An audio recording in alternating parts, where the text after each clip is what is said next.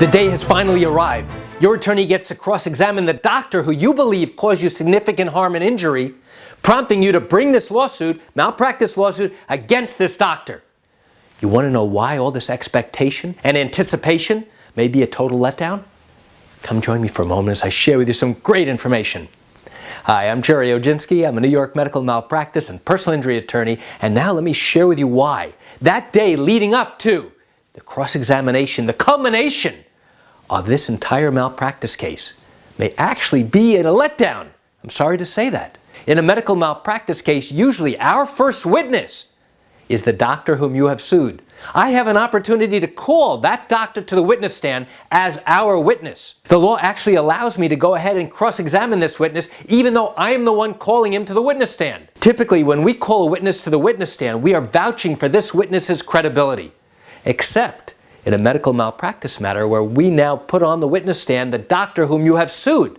In that instance, I'm not vouching for the doctor's credibility. Instead, I'm using a technique, a tactic, that allows me to put him on the witness stand, and I can now go ahead and ask him leading questions and take him through as if he were a hostile witness.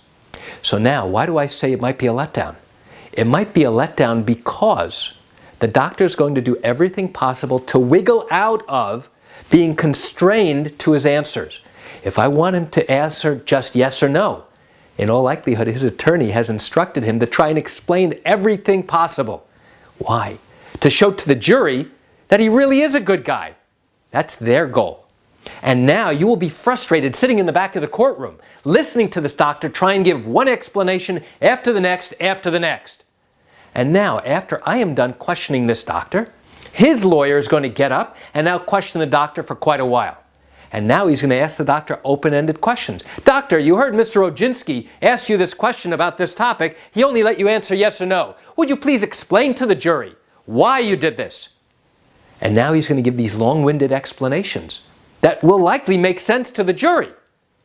And so that's why you're likely going to be let down, because you anticipate it's going to be a 1-2 knockout.